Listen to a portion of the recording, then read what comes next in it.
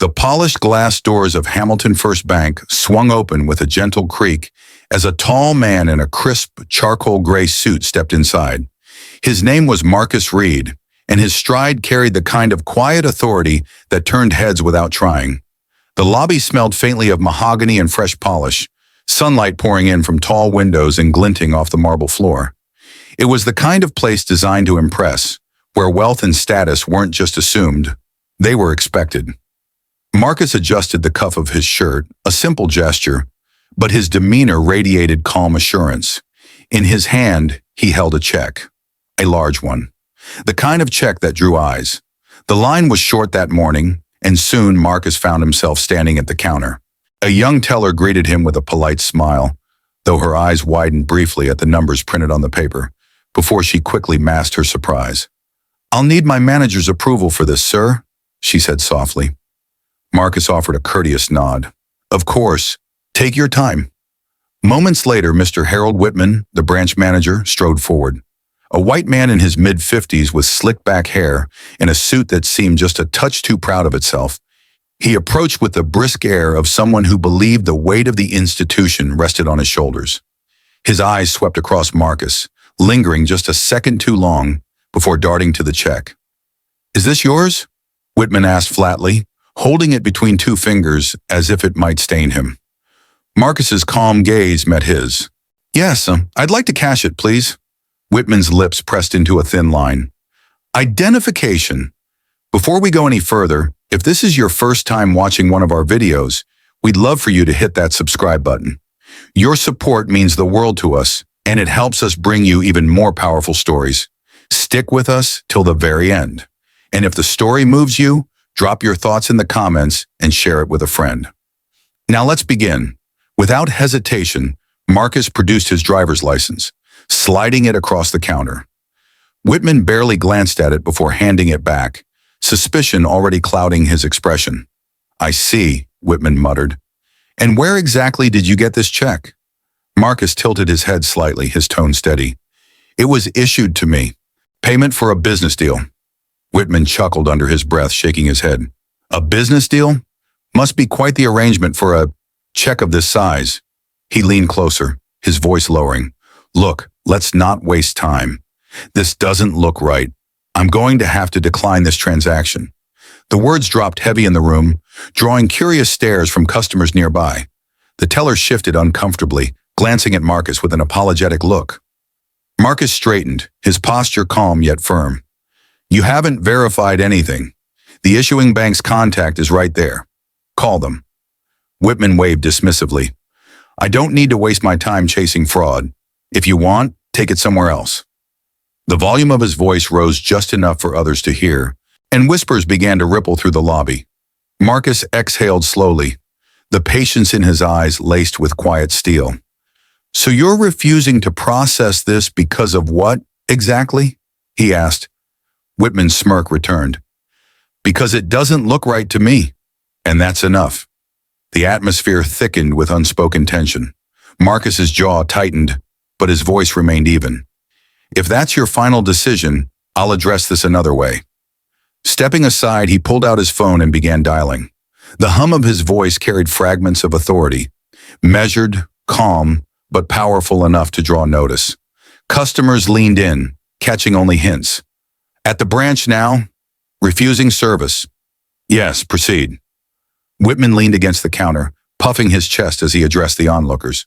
"We have to be vigilant against scams these days. It's unfortunate, but not everyone comes in here with honest intentions." A woman near the entrance frowned at the comment, her eyes flickering toward Marcus. A man in line shifted uneasily, but Whitman continued basking in the weight of his own prejudice. Minutes later, the double doors swung open with authority. 3 figures entered, executives in tailored suits, their very presence commanding silence. At the front was Evelyn Hart, the regional director. Her gaze was sharp, her stride deliberate, her very aura shifting the energy of the room. Her eyes found Marcus instantly. "Mr. Reed," she said warmly, her voice carrying both respect and urgency. "I came as soon as I got your call." The bank froze. Whitman's face drained of color, his confident smirk evaporating as realization began to creep into his mind. Evelyn extended her hand to Marcus, who shook it calmly. She then turned to Whitman, her expression hardening into steel. "You must be Mr. Whitman," she said. Whitman swallowed. Yes, that's me. May I ask what this is about?" "This," Evelyn said, holding up the check, "is about the appalling way you treated one of our most valued clients." Gasps rippled through the lobby. "A valued client?" Whitman stammered, his voice cracking. "Not just a client," Evelyn snapped, her eyes narrowing. "Mr. Reed is the majority owner of Hamilton First Bank. This institution is his." The silence was deafening. A customer dropped his magazine.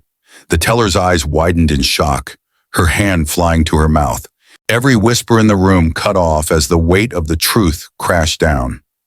Marcus remained calm, his expression unreadable, though the authority in his presence now filled every inch of the marble lobby. Whitman sputtered. I didn't know." "You didn't know because you didn't bother to find out," Marcus said, his voice low but resonant. "Instead, you judged me the moment I walked in. You dismissed me. You humiliated me, all while ignoring the facts right in front of you." Whitman's lips parted, but no words came. His hands trembled slightly. Evelyn's tone turned ice cold. "Mr. Whitman, your actions today were not only unprofessional, but a disgrace to this institution. You failed in your duty, and you failed spectacularly." The room hung on her every word.